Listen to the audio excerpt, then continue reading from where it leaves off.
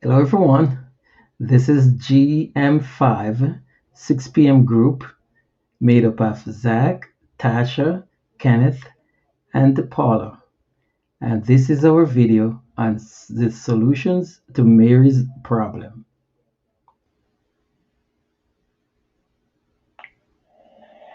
Mary is a senior director of a language school for over 20 years. During this time, Mary and her staffs have only done face-to-face teaching and communicating. With the world changing to digital, Mary is contemplating offering classes online to keep up with the trend as well as gain more customers with an online presence. The only problem is that Mary is feeling unsettled about the idea because she has very basic knowledge of the online world, and some of her staffs have already expressed opinions strongly against the idea of teaching online. From observation, Mary is aware that the younger staffs have some experience using technology, and that two of her staffs frequently uses technology and have expressed their excitement about teaching online. Pierre uses Skype frequently to communicate with his family abroad, and Joe has a background in computer engineering, and he also designed MOOCs for higher education. We made our recommendations based on Mary's staff profile. We believe Pierre and Joe possesses the skills and experiences necessary to create and administer online courses. They can also take the lead in training the staff members who are not comfortable with online technology. The overall goal of Mary and her language school was to offer language courses online in the form of MOOC. She further would like to have staff members or consultants who are capable of supporting these online courses and also further support staff members. Further, the experienced staff members can be utilized as subject matter experts for the content that will certainly be needed for the online course. The teachers who are currently open to technology can be the first to participate in any pilot online program. In order to take a very close look at Mary's unique situation, we implemented a gap analysis. We did this in the form of a table that captures Mary's situation. So we look at the current state, the desired state, what gaps there were to achieve in that desired states, and finally, remedies or solutions.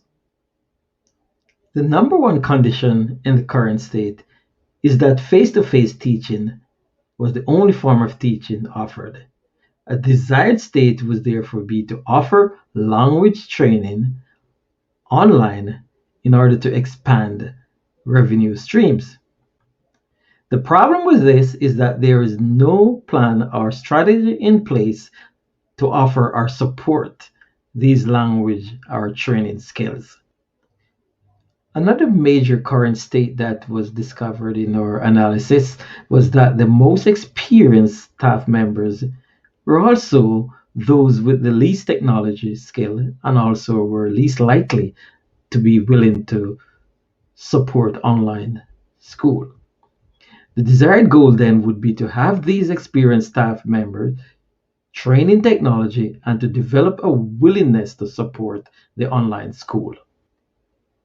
Our overall finding is that Mary needs to identify staff members who are capable of delivering online training programs and also to build a supporting structure to support the existing staff members and students so that they will all feel comfortable to participate in this new venture online.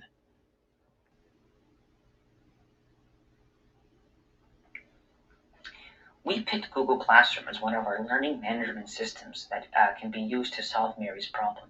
Google Classroom is a simple and easy to use LMS that is integrated with all the Google Workspace apps. Some benefits of Google Classroom include it is purposely designed for simplicity, specifically the instructional interface. Mary can upload her training videos, quizzes, and worksheets so her employees can access these resources and do the training. Mary can also track how her employees are doing and seeing if they are on top of their training. Mary can communicate with individuals or the entire team through Google Classroom announcements, email, and push notifications. Mary and her employees can access Google Classroom from any device, making it portable and efficient.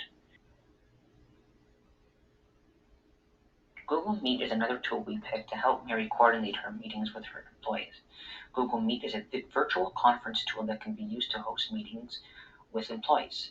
Mary can add Google Meetings from Google Classroom, and her employees can access the link to the meetings. Some benefits of Google Meet include easy-to-use communication tool, integrates with Google Classroom, so Mary can add Google Meet meetings from Google Classroom, and her employees can access the link to the meetings. Mary can share her screen and show her employees what she is presenting, and employees can use the chat function to communicate during the meetings. There's also a bunch of support on Google Workspace website that Mary can attend to familiarize herself with the different tools. Mary can train herself via Google's Learning Center, and she can train herself on Google Meet and Classroom. The fact that Google Classroom and Meet are integrated in the same ecosystem is a benefit for Mary and her team, as having everything in the same place saves time and money.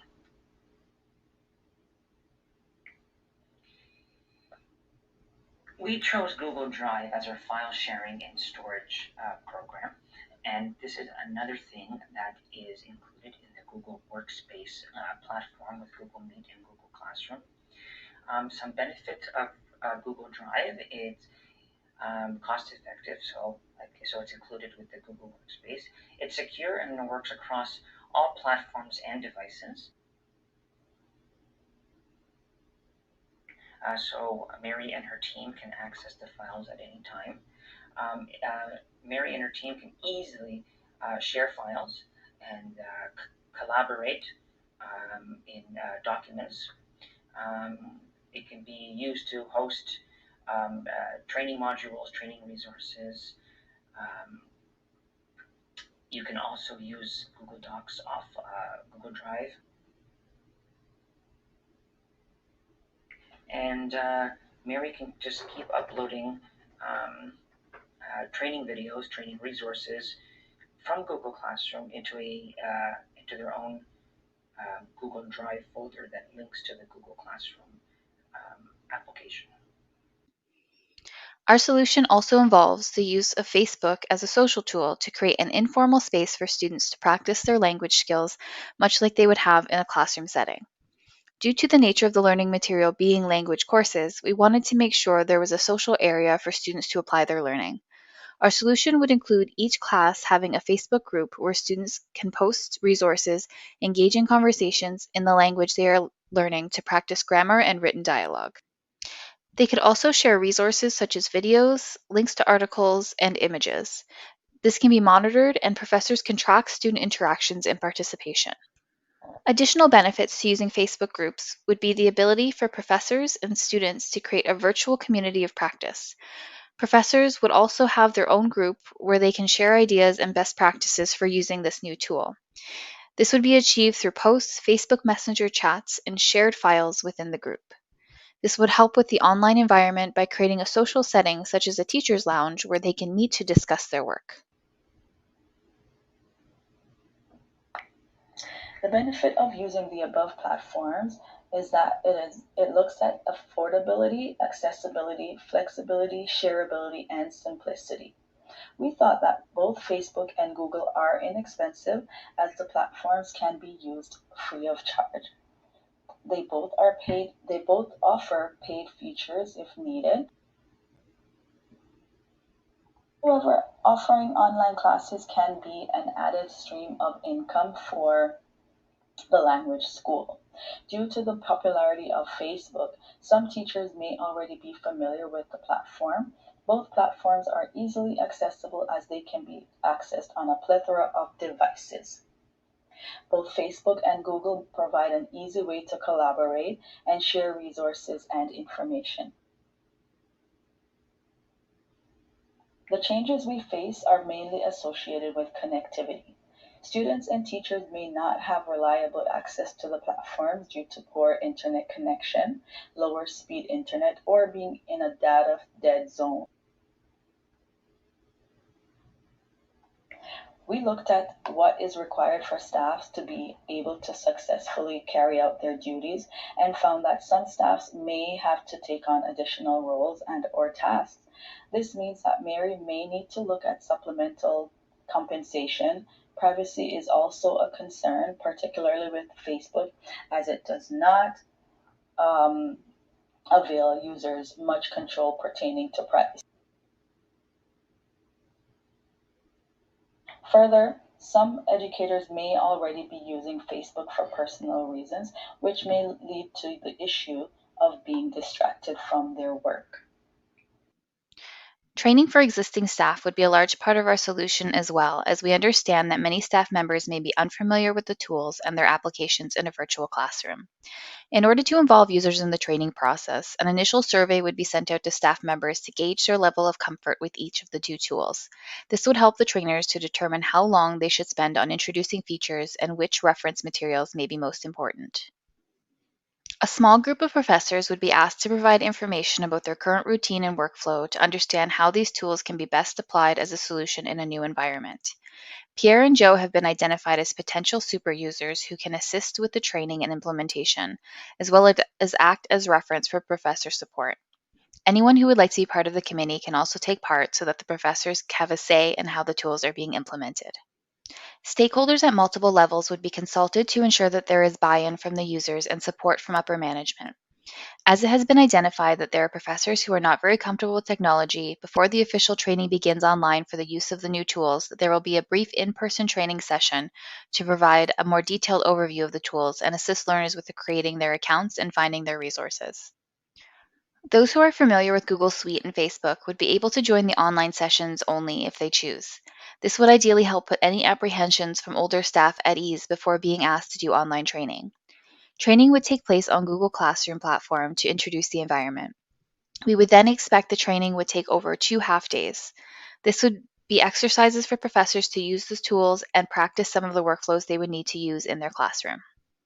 Reference materials would also remain available to staff in the Google Drive so that they can refer to training as needed. This would include the recorded training sessions, video resources such as how to use Google Classroom 2020, how to use Google Meet, and how to create a Facebook group in your classroom. The links to these resources can be found in the video description. Written resources would include materials such as the Ultimate Guide to G Suite and 5 quick tips on how to use Google Classroom. Again, the links are in the video description. Those professors who volunteered or were selected to be part of the training design could also spearhead the Facebook social group for professors to continue their professional development and foster the community of practice. This would be a space to troubleshoot with the group and share successes with the tools.